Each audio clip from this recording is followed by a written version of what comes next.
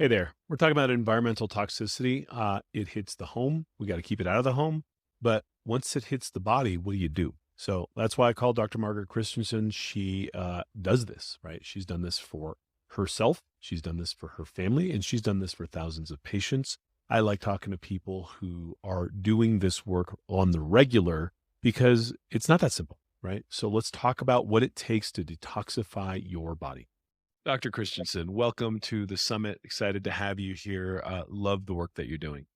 Thank you. Thank you so much. Thanks for inviting me. Yeah. Well, listen, you're in the trenches, seeing things that a lot of folks need to hear about, and I'm very excited to share this with our audience because look, the enemy is climbed the city walls. A lot of these toxins are in our homes, they're in our bathrooms, they're in our bedrooms, they're in our bed sheets, and so the hormone disruption, the endocrine disruption. There's so many things that they cause. I mean, we're obviously talking to building biologists and folks that, are diagnosing the homes. But you on the other side, they're rolling into your clinic and you're seeing their blood work and you are seeing very profound disruption with hormones, with spike proteins. And so maybe we could start with the hormones and how they're synthesized and where some of these chemicals are intercepting the healthy flow of all this. Sure. And, part of it too, I'm an OBGYN by my original training. And so kind of hormones, although I have to say that what they taught us in medical school really left a huge amount to be desired because nothing was talked about in terms of environmental toxins. And that's probably the major role now in hormonal disruption that we're seeing. And then I got sick myself, but I didn't know it. Severe chronic fatigue, fibromyalgia, brain fog. All my kids were sick, ADD, autism spectrum issues, migraines, asthma, allergies. Everybody was sick at the same time and crazy and depressed and anxious and not sleeping. And it turned out it was an 8-year journey to figure it out. But I had toxic mold on top of genetically some poor detoxification pathways and the lack of nutrients. I had 4 children and was an OB-GYN delivering other people's babies for many years in the middle of the night. So I was completely depleted at many different levels and with inability to detox. So that's how I kind of got into this field. And now I've been doing basically environmental medicine and from a functional standpoint for the past 22 years. So that's how we got and learning a lot of that. So it's important to understand that all of our hormones act together and it's like an entire orchestra playing together when we have our hormones. And so we start out with looking at our adrenal hormones, including adrenaline. That's your fight or flight hormone. I think most people are familiar with that. Cortisol, which is the backup to adrenaline. That's one of the major stress hormones. And then, of course, we have our thyroid, which produces, so thyroid signals your mitochondria, your energy produces in your body. Thyroid hormone's function is to tell the mitochondria to make some energy. And then, of course, you have insulin, which is regulating your blood sugar levels, which is very, very impacted by how high your levels of cortisol. And then you have your sex hormones and estrogen, progesterone, testosterone. You also have other ones, DHEA. That's a kind of your adrenal reserve and a precursor to testosterone. So these are all the hormones and they dance together. So when I'm looking at some of these hormones, I can't look at just one. I want to look at all of them together, at the same time, because they're constantly moving around and interacting with one another. So then when you're having hormonal disruption going on and you're having symptoms, whether it be infertility issues or erectile dysfunction or super heavy bleeding, or you're having terrible insomnia, or you've gained, 30 pounds and you can't figure out why, or you've got insulin resistance, or you've got Hashimoto's thyroid issues, or even really neuropsychiatric syndromes, because so much anxiety, depression issues actually comes from disrupted hormones. So all of those things have to be taken into consideration when you're looking at the hormonal system. Yeah. And the part we missed for so Hmm. many years Hmm. was how some of these endocrine disrupting chemicals were jumping in and intercepting. There were so many, it was so pronounced that we didn't realize that we were swimming in a sea of this stuff. Right. Right. And as we started to understand where the smoking gun was, it was like, uh-oh. Right. Mhm. So what are you seeing in terms of kind of first systems to break, or is it just different for every person? Like, what are the signs? Well, it can be different for every person. Again, I think it's also really important to understand how endocrine disruptors work. at what levels and what areas. And for example, because since this summit is on, vitality in the home and all that, and we know that I'm going to use toxic mold as an example.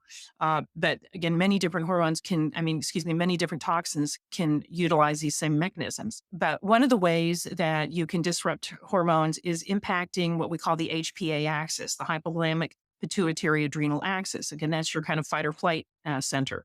So if you are breathing in a toxin such as a mycotoxin, or even just living in a really dirty city, or breathing in a lot of lead or other pollutants, but mycotoxins in particular, you're breathing them in, and your olfactory nerve, that's your smelling nerve, goes right from here, from the back of your sinuses, right directly into the back of your brain, passes by the pituitary gland and goes right into the hypothalamus. That's your big master regulatory control center. So if you get inflammation and irritation, or you have a history of having chronic sinus infections from breathing in air that's really polluted or has a lot of particulate matter, but mycotoxins in particular actually kind of dissolve the nerve ending at the back of the nose, and it inflames that olfactory nerve, and it inflames the area of the brain that's called the limbic system, which has the hypothalamus, your master regulatory hormonal center.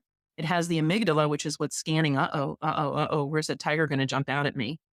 And then it also has the hippocampus, which is the memory center in the brain. And you've probably had people talk about a bit before that, unfortunately, our memory center is focused more on bad memories or difficult things, or remembers hard things over necessarily having good ones. So what happens if you're breathing in something like that, you're constantly inflaming and irritating that limbic area of the brain, sending signals of constant distress down to the rest of the body. And again, disrupting that hormonal flow and pattern. Like if the body's sending, a chronic signal, I'm stressed, then that's going to throw everything off. And it can create anxiety, sleep disturbances, just that sense I'm running out of, going to jump in my skin, you get heart palpitation. So that's the HPA axis piece that where environmental disruptors and endocrine disruptors can play a role. The second thing would be actually what we call molecular mimicry. So you can have endocrine disruptors and toxins that look like estrogen, or look like testosterone, or look like thyroid. Mycotoxins are a very common example of that, the ones that come from toxic mold growing in a water damaged building.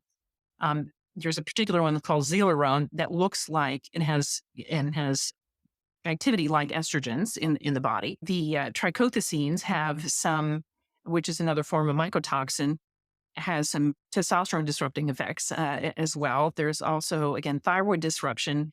A lot of endocrine disruptors can disrupt the thyroid. So you can actually look like that hormone. And that's what a lot of pesticides and also a lot of plastics, things like BPA, and petrochemical products, they are molecular mimics. So they act like or look like. At exposure in very tiny quantities, including especially during pregnancy, can impact somebody for the rest of their life. And you can create birth defects associated with, for example, sex organs. You can also create abnormal brain wiring so that when you're born, you're not sure who you are. So these are some of the roles of endocrine disruptors as mimickers. Then you have the issue of, a lot of people don't understand that all of our hormones are metabolized in our liver and our gastrointestinal tract. So the good, healthy bacteria and having a good, healthy microbiome that hasn't been gutted by genetically modified foods, by antibiotics, by alcohol, by sugar, standard American diet. You have to have good, healthy bacteria because they are responsible for processing and discarding and getting rid of hormones that have already been utilized. As you may know also too, in terms of neurotransmitters, a lot of neurotransmitters are actually produced in the gut by good gut bacteria. So if you have really bad disrupted gut flora, you've got IBS, you've had SIBO issues, small intestinal bacterial overgrowth, you have inflammatory bowel disease, you've had chronic food poisoning, you got a lot of food sensitivities and allergies, that's going to disrupt your ability to process your hormones correctly and get rid of them. And then you end up recirculating. You get a leaky gut, you start recirculating used up hormones, and then you can build up excess, for example, estrogen, get estrogen dominance. That causes heavy periods, fibroids, endometriosis, breast tenderness. So that's again, that's the role of the gut in that. And so those are some of the major areas that we can focus on when trying to understand this whole dance. So you got to, number one, limit your exposure to any of those things. And then two, know how to heal the gut lining, especially if you have a history of having a lot of sinus infections. We treat a lot of sinuses with cooling down all that inflammation to cool down that inflammation from the HPA axis into the brain. And then we work on upregulating liver, your ability for your liver to detoxify and also to process the hormones naturally. So any one of these endocrine disruptors can impact you along those routes.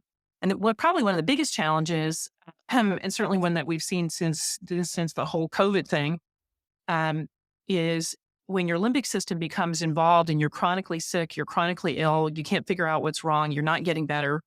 Uh, it gets stuck in overdrive. You're in constant sympathetic overdrive, so constant fight or flight, and you can't heal. You can't heal, and you feel anxious all the time. You don't sleep, and you feel like you're going to jump out of your skin. You're tired but wired. All those things can become problematic. So those are some of the major ways that you can impact hormones with endocrine receptors. So a couple things I want to come back to real quick. When Sure. you say you're rehabilitating or fixing these individual sinuses, what are you actually doing in there to fix the sinus and where these toxins are hitting the olfactory system? That's a great question. Yeah. So a lot of it, we're just using sinus rinse. Usually, one of the saline sinus rinse. Oftentimes, we're adding some botanical antimicrobials, some liquid botanical antimicrobials to it, including you can use iodine, you can use colloidal silver, you can use, there's a number of different botanical preparations like biocidin that we can add to that and clean that out. We'll also do ozone through the ears, and because that'll help fill the sinuses and knock things off to break down biofilms. We can use prescription antifungals because for a lot of people who've had recurrent sinus infections, and you just think about this, you've got a recurrent sinus infections, have chronic sinus drainage, you got boogies all the time, you're laying down at night, you swallow all that stuff, it goes down to your gut, and now you got dysbiosis in your gut from all that stuff that you're swallowing. So just rinsing out your sinuses on a regular basis can be super helpful. We can use prescription antifungals, and we can use this as nasal sprays. We can use EDTA, colloidal silver. So we do different things. The other thing we also want to check for is your dentition and teeth. If you've had any root canals or any problematic teeth on your, particularly in your upper jaw that can pierce the sinuses, a lot of times you'll see chronic infections in those areas that can be sinuses. So that, sometimes we'll bring in a biological dentist. I highly, highly, highly recommend a guy whose name is Donald Dennis, Dr. Donald Dennis. He's an ENT in Atlanta, and he does some advanced sinus work with folks with kind of as a surgical looking in there. But I've seen a lot of people who've had multiple sinus surgeries and they've had their turbinates removed and rounds and rounds and rounds of antibiotic. They've had chronic toxic mold exposures, and nobody's addressed that. And then they get a biofilm, kind of like a chronic boogie layer that doesn't ever go away. Lots of bacteria in it, and lots of these toxic molds, the mycotoxins that suppress the immune system, disrupt hormones, trigger the HPA axis, and also impact your vagus nerve. That's the nerve that controls your gastrointestinal tract. So that was a long answer to your sinus question, but they're all connected. It's all connected, and that's so important.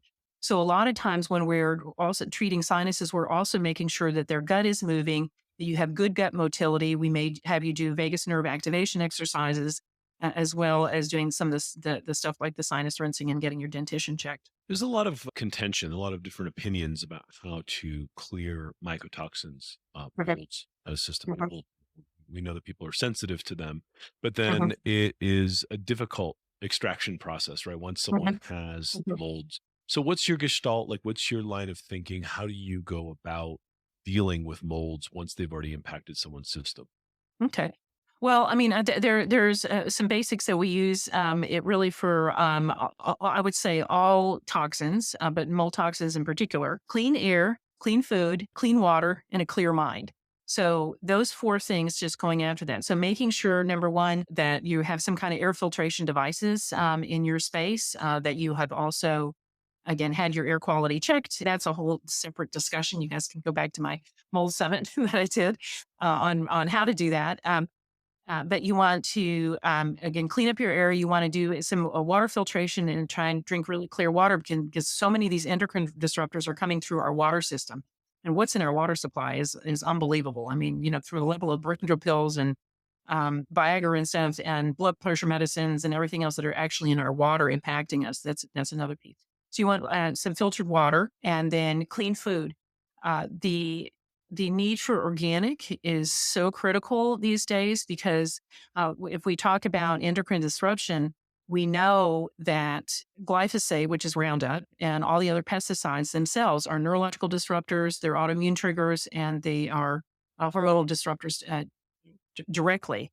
And that's just from the Roundup that's on all of the GMO food, which is 90% of our diet now. And then you have the triggering of your autoimmune system because of the abnormal genetic modification itself. So eating organic food is important, and then working on the clear mind piece. So again, so many people are severely anxious. They've been in severe overdrive of worry, or they haven't slept, or now they're severely depressed. And that's because of limbic system dysfunction. So what I talked about in the beginning, the limbic system includes the hypothalamus, the amygdala, and the hippocampus, among other things, but it gets stuck in the on position.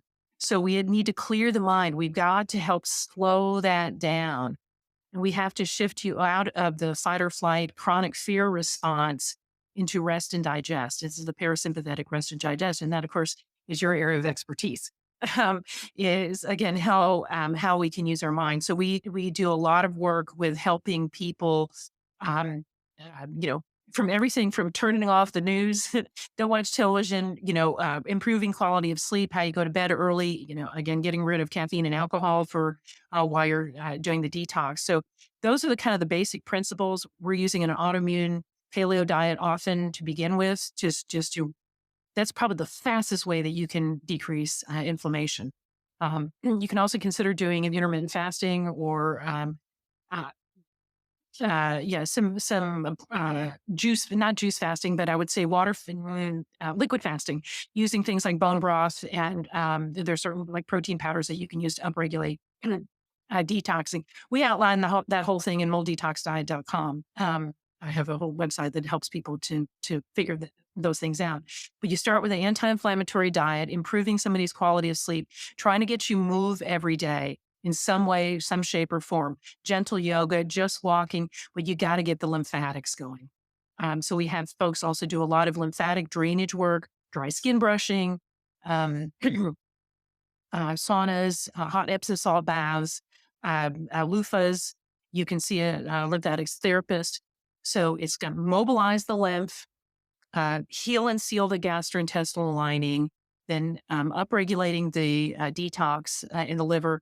And then, of course, you're using binders. You want to start using binders in all that. Now, then you have the whole another set of folks who can be super highly sensitive, what we call mast cell or histamine related. And they need a whole nother layer of calming down their histamine and their limbic system before you can even start moving out and detoxing. Yeah, some people have kept themselves in moldy houses or toxic environments for far too long, Yeah. and they didn't know, and now it's Yeah. worse.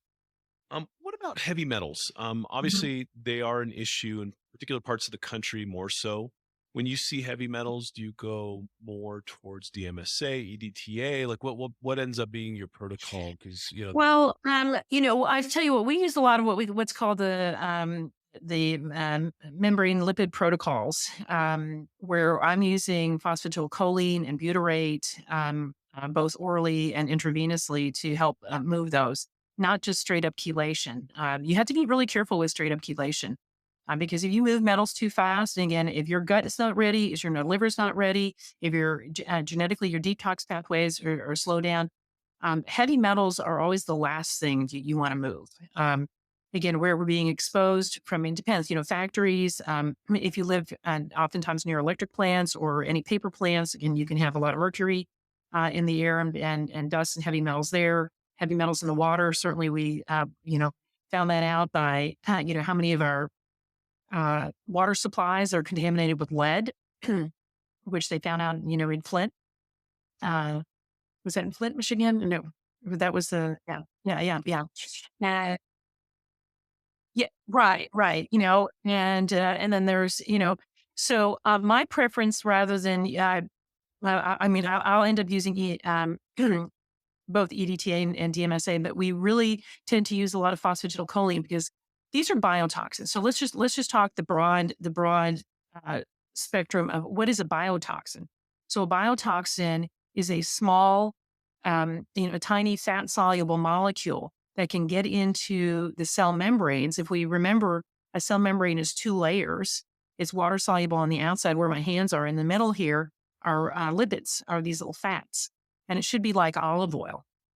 But what happens is when you get these fat soluble toxins in, heavy metals, pesticides, plastics, um, petrochemicals, toxic molds, spike protein, no matter where that spike protein came from. And unfortunately, um, people who got more and more of the treatment for COVID, the supposed prevention, got dose after dose after dose after dose of spike protein. And now we are seeing devastating effects from that. And spike protein gets in the cell membrane, like these other biotoxins, and starts creating all kinds of inflammation. It gets into the mitochondrial cell membranes too, and triggers mitochondria to start breaking apart, creating massive amounts of inflammation. So you turn that olive oil layer into lard, little clumps of lard in there, disrupting the cell membrane function. So we go after, that's my way of doing it, is that you want to regenerate and recreate healthy cell membranes. Lots of good fats, ghee, coconut oil, avocado. um, and this is where we use phosphatidylcholine and butyrate a lot. We'll use, again, I tell you what, these linoleic acid and linoleic acids are totally demonized on everybody else's podcasts, which is fine because most all of them these are vegetable oils that are being processed at very high heat rates, and so they're terrible for you. But in the raw form that come from seeds are incredibly important for cell membrane function. So we're using that, vitamin E tocotrienols. Those are all things that help improve the quality of the cell membrane itself, so that now the body and your cells can actually start to detoxify on their own. When you got lard stuck in there and these clumps of different toxins and poisons, the cell membrane can't function. So what we are doing is that we, after we've got your lymphatic system open, and then we're making sure that your pooping and your gut is working, and then we've gently upregulated your liver detox mechanisms. Then that's when we'll start pushing the detoxification pathways more with things like glutathione, NAC. We use then the phosphatidylcholine, the butyrate, and then you use binders. Basically for everybody, binders of some sort, and then some type of pathway to get your body sweating and moving toxins, and then usually some kind of support with NAC and glutathione are the standards. But for biotoxin illness, I do a lot of lipid membrane therapy. So a number of people listening probably don't know what binders are.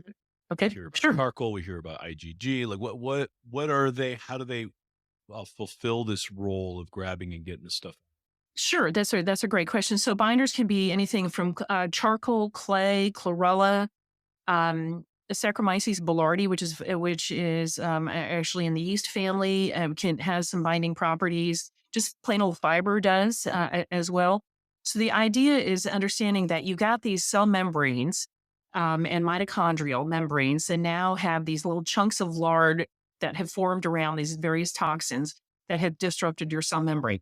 So that we're going to use something called butyrate to help start breaking down those toxins, phosphatidylcholine to flush it out, glutathione or NAC or both to protect as an antioxidant as the body is moving those and flushing those toxins out and going through the liver and then dumping them into gut. And then once they get in the gut, you want to bind them up.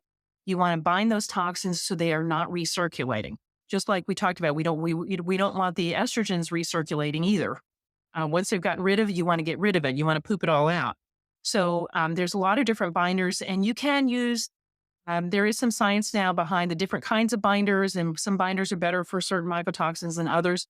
But I think that can get into the nitty gritty a little bit too much. You can just do pretty well just with charcoal and clay and chlorella and a wide spectrum. To get really nuanced, that's a whole different level, but you don't necessarily need that. And it can take a long time.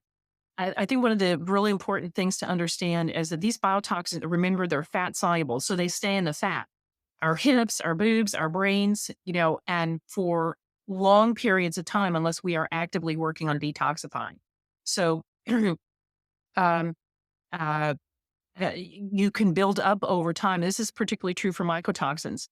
And as you build up over time, for example, you've had some heavy metals exposures, and one of the biggest heavy metal exposures is vaccines, aluminum, thimerosal, which is a form of mercury, and those have all been in there. So that's a whole nother discussion. But um, you want to avoid putting any more toxins in, then support the systems before you start pulling things out, so that you don't make it worse when as you're pulling things out.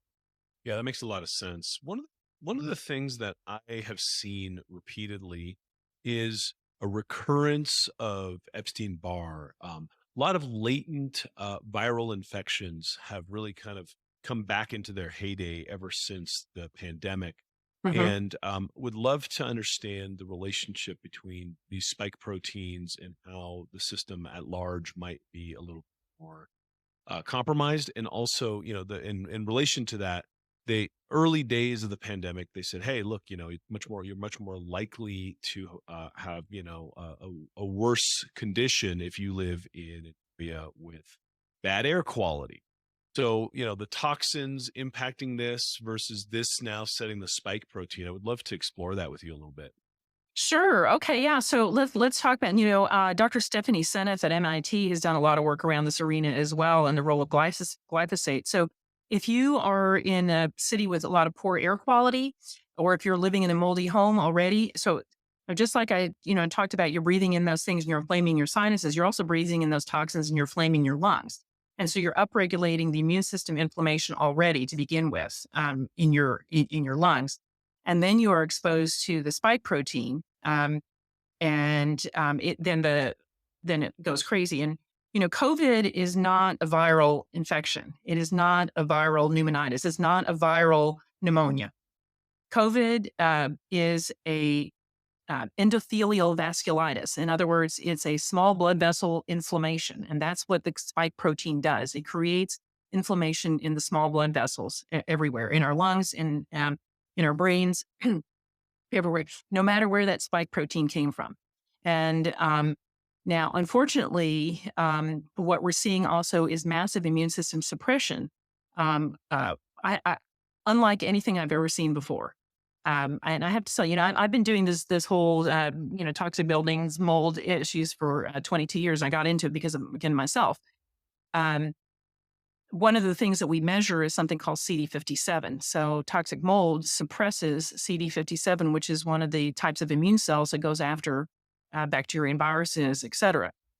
Well, we're seeing everybody now with low CD57s. So when you suppress that part of the immune system, if you've had Epstein-Barr virus in the past, um, or if you've had Lyme, or if you've had other, CMV or other chronic infections that are latent, or herpes virus or shingles, you can suppress the immune system enough that then all of a sudden it comes forward and gets triggered. And so we are seeing massive amounts of recurrent Epstein-Barr virus, but also new Epstein-Barr virus. Um, and there's a lot of interesting data that's beyond this to follow, but exactly what is the spike protein? How was it created? Where it was created? And what sequences it has in it, including ones that are similar to a lot of the viruses that we already deal with, that is actually part of the spike protein itself. So, absolutely. So, no, there's no question that we're seeing immune system suppression. We know that, for example, and the study just came out that I quoted for another summit. Um, we're seeing massive amounts of increased autoimmunity, uh, again, and also infections. So people need to also remember, and this goes for mold toxicity as well. There's two different branches or arms of the immune system.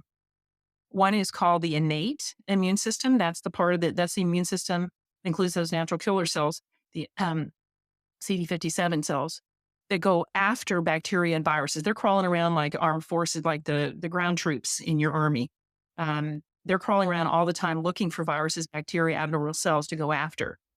Um, and then you have the adaptive immune system. So when the innate immune system finds a virus or bacteria or an abnormal cancer cells, it takes it, it chews it up, and then it gives it over here to the adaptive immune system and say, hey, if you ever see a little piece of this guy again, make some antibodies, make some cytokines.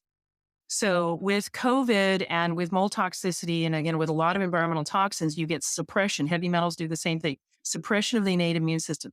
So you don't go after those viruses. You don't go after those bacteria. You don't go after the cancers. And man, are we seeing some turbo cancers right now. And instead you trigger and overactivate the adaptive immune system, creating lots and lots of inflammation, lots of cytokines, lots of antibodies, triggering autoimmune disease. So that's what we're seeing right now: massive amounts of autoimmune disease flares, cancers which have been quiescent flares. I'm seeing massive amounts of hormonal dysfunction and bleeding and abnormal bleeding, fertility issues, all that. So beyond Epstein-Barr virus, I mean, that's what you asked about. It's a lot bigger than that. Yeah. Yeah. Oh, and so this is, I mean, to me, this is the opposite of vitality, right? This is Right. the fire within that's kind of an uncontrolled, raging, cytokine storm, if you will. Yeah. And so how do we, obviously, getting the environmental toxins out of our homes, getting them out of our environments, how do we start thinking about tiptoeing backwards as we know all this is coming, right? You have the noxious agents, you have the kind of, I mean, you've probably been exposed to herpes and Epstein Barr already. So how do we Mhm. bring the immune system back online while taking away the things that insult it? Quick reminder, the opportunity to upgrade is about to lapse. We have a couple days left, and that's the end of this party. 50% off during the event. Upgrade to the full summit pack. You get to keep this interview, the audio, the transcripts, every other interview in this summit, plus a huge bonus stack with all the tools we thought were appropriate to help you get vitality in your life. Take a look, upgrade now. Back to the interview.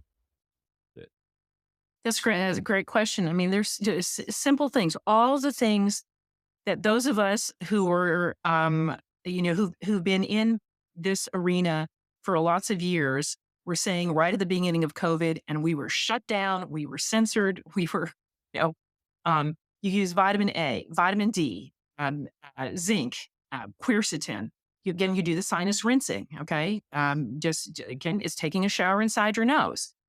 Just like washing your hands, you're just washing your nose. So those are some very basic, simple things. Getting adequate sleep, melatonin. We all know that melatonin can be very helpful in both COVID prevention protocols as well as treatment, long haul COVID, long haul vaccine injuries, and we're seeing a lot of those. So those are some of the simple things that we start with. Then you can go to more advanced treatment. We do. I mean, certainly oral vitamin C is very helpful. These are nutrition, right? And an anti-inflammatory diet. Hello, intermittent fasting, fasting to rest the gut can. These are all very simple things. Then you can go to more advanced things and prescriptions, things like methylene blue, peptides, IV ozone, IV vitamin C, NAD. So we're doing some of those things as well. Sorry. Um, the ability for the individual to not freak out about this and to Mhm. look at a proactive, vitalistic approach. You say, listen, if it's not COVID, it's Epstein Barr. If it's not Epstein Barr, it's next year's flu. It's not like the bacteria and viruses are going to stop. Right. So, how would you coach the people in this summit to start to build and lengthen that fuse? How to Mhm. build that resilience for the long game? Mhm. Well, again, I think so much of the work that you do is helpful with that. Is again using techniques like mindfulness, like meditation, and understanding. Our bodies are amazing.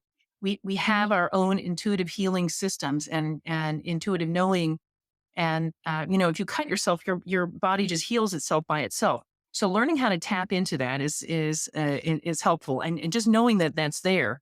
I think being in community and being in community with others, and knowing that you're not alone, that you're doing this. Many people have been affected, and you learn from each other and you learn from support. I think that is also critical. Every day, doing something that makes you laugh, that's joyful, that's playful, that is uplifting, that's nurturing. Listening to a podcast that's positive, listening to great music, singing every day, dancing, moving your body. Those are all things that can be really important. You know, um, whatever your connection is to something greater than yourself, a particular faith tradition that you have, or or whatever the great universe, the great mother, whatever that connection is really leaning into that and understanding, we are just, a little tiny particle in the web of life here. And there's some awe in that. Uh, and, drawing on those things. But I tell people to turn off the damn news because just remember 80% of all advertising on mainstream media news is brought to you by pharma. And you are getting one narrative and one narrative only. And the more fear that they can keep you in, the more compliant you are. So turn off the damn news. Hang out with people like you, and be in community with others, and stop fighting with one another. Stop expending our energies on you're a vaxxer, you're an anti-vaxxer, you're a Republican, you're a Democrat, you're an immigrant, you're Black, or whatever.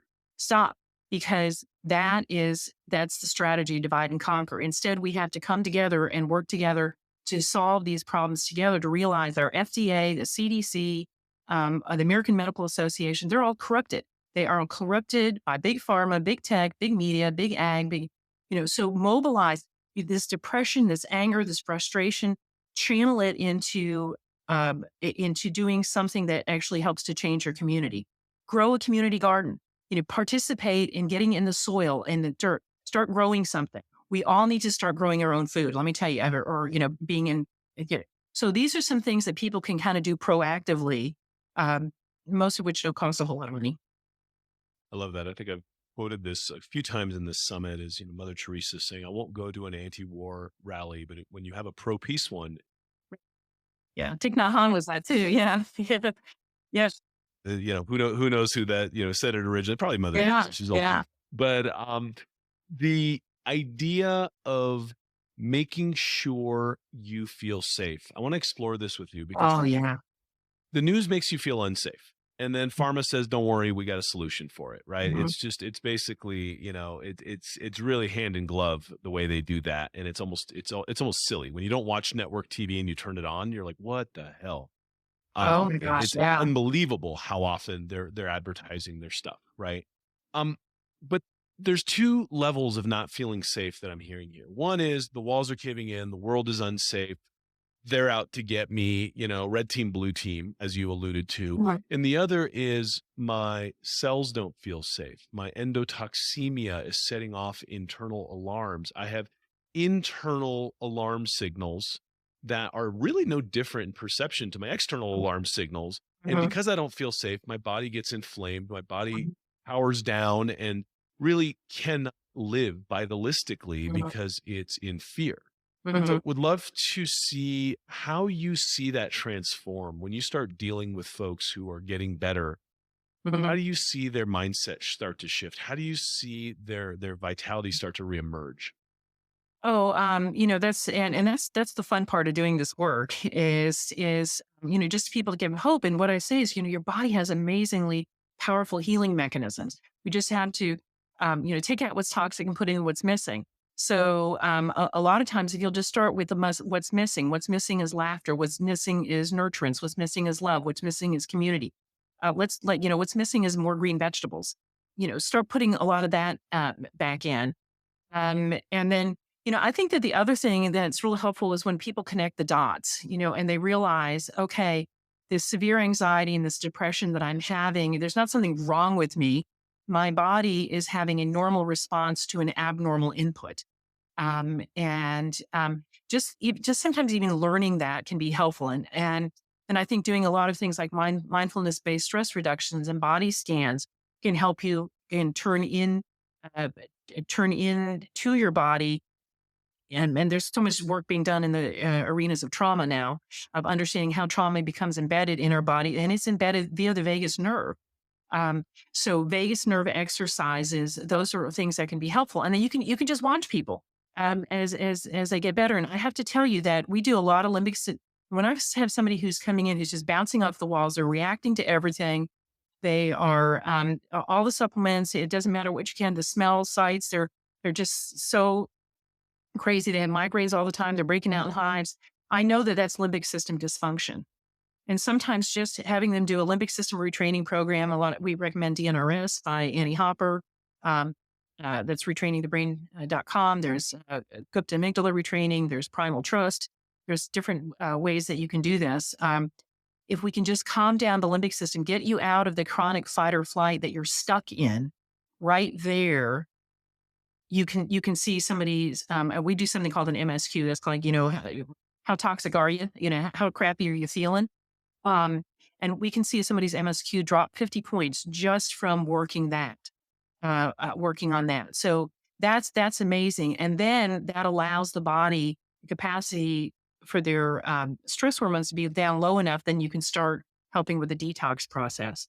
But I think, again, hearing hopeful stories is helpful. I mean, I was super sick. I had to close my practice. I was out of work for 2 years. My kids were all sick.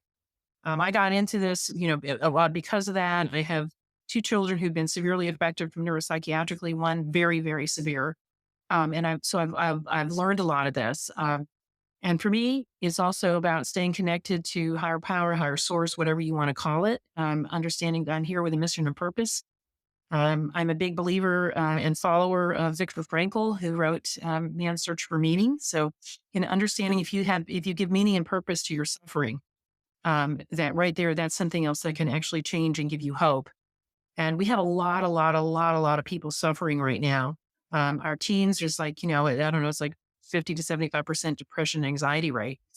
Um, and so it's giving them some hope that something can be different and that they can change their mindset. And we do that again through community, through mindfulness, through meditation, through music, through creativity.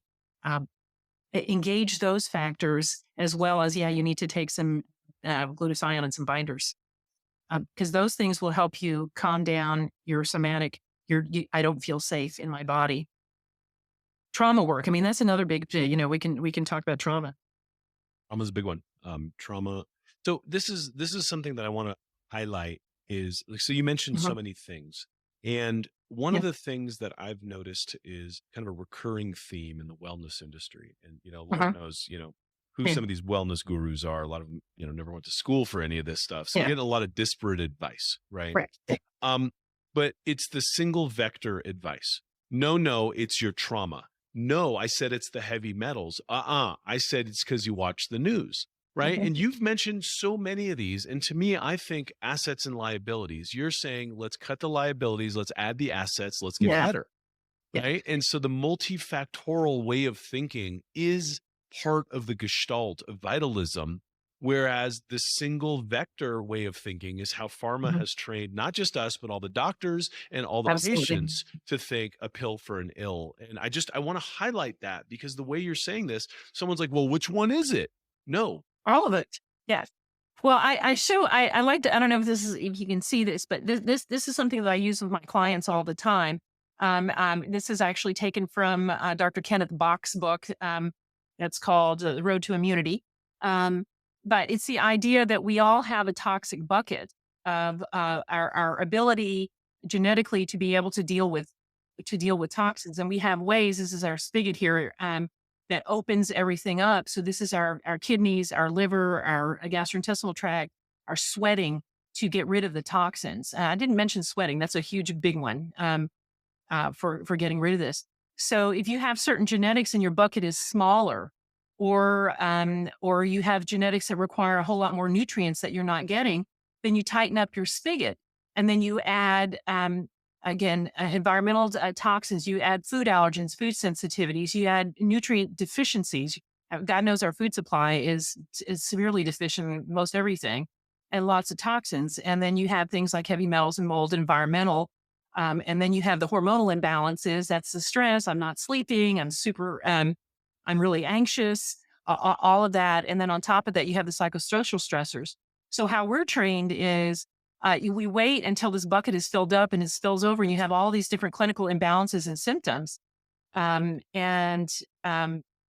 that is, and then you give a drug for the symptom.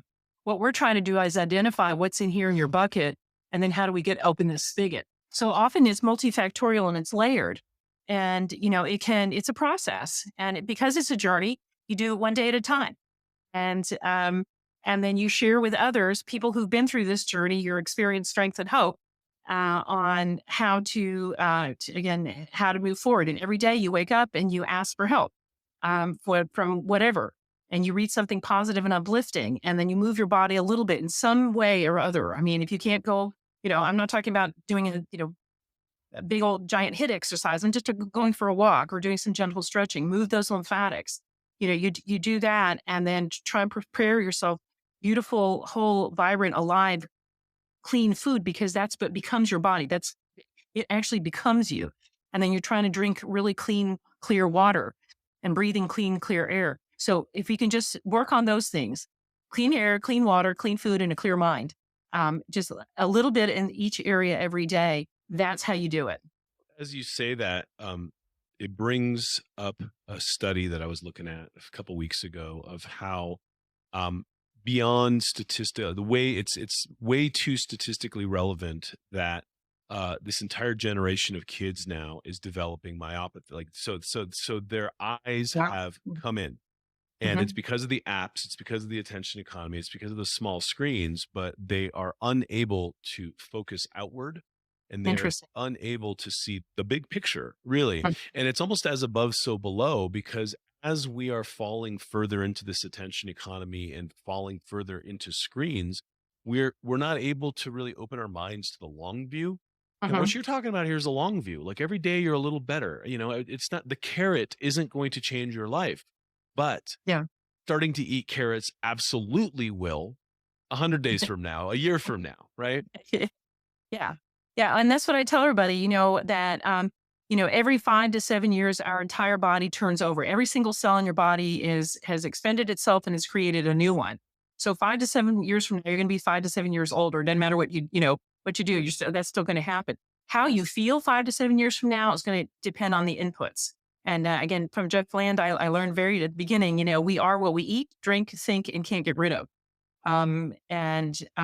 So again, that it just comes back to really working on slowing down the mind and slowing down uh, the brain, focusing on positive uplifting. What's the best possible outcome that can happen here? What's the best possible outcome that can happen from all this COVID stuff? Well, that would be the fall of the World Economic Forum, the fall of the World Health Organization, and the FDA, the CDC, and everything else that they're all about up on big pharma and recreating those. That's at the macro level. And then the environment, like you said, as above, so below. What can we do here? And there's been a lot of examples in the past too about, you don't necessarily want to fix a broken system. You want to create a new one. And that's what's happening in the arenas of functional medicine, integrative medicine, precision medicine, whatever it is. Really, how do you create healthy cells rather than treat sick ones? And you have to make new ones. And that's the focus. And so I think if we can stay in that with that mindset, that's super helpful. Yeah, and that's a fundamental paradigm shift. And the problem that you're alluding to is if you live within the broken health system, the top down control healthcare system, and still believe that that's the way and all this other stuff is kind of the cutesy peripheral wellness stuff, you're not actually going to change your paradigm from within that paradigm, and you're never going to truly be vital, right? You Hmm. have to shift paradigm. This is what Jeff Bland talked about in the summit. You have to shift your thinking towards vitalism, towards longevity, towards these things that we've been talking about. Hmm. So it's always such a pleasure speaking with you. In parting, Hmm. things that people can do, you mentioned a lot of them. Where should people start? Well, you can go to molddetoxdiet.com because we have it laid out I have a video series that kind of outlines what to do with diet, which kind of diets, are better for you, some of the basic things to help clean up your house, clean up your home, et cetera. So that's simple. But I would just start again with clean food, clean air, get some type of air filtration device, especially where you're sleeping. Having a whole mold for example, assessment in your house, that's an entirely different conversation. But that's at least something that you can do. And also clean air at your wherever you work and your schools. I mean, and this is where parents need to get totally involved. So clean air, clean water, again, water filtration, clean food, and just go back to those things. And do you have a practice every day? Are you reading something positive or uplifting? Do you have 5 minutes of meditation? Um, or at least. Are you moving? So just start with those things. Sweat. See what you can do. Sweat. Super hot Epsom salt baths, saunas. That can be super helpful. And then we have all kinds of information about how to do gut repair at volldetoxdiet.com. And there's also there's an advanced autoimmune module for practitioners who really want to get into the nitty gritty of understanding the innate and adaptive immune systems and what they're. So that that's just some basic things. Love it. Love it. Really appreciate you. Really appreciate your work. Thank you.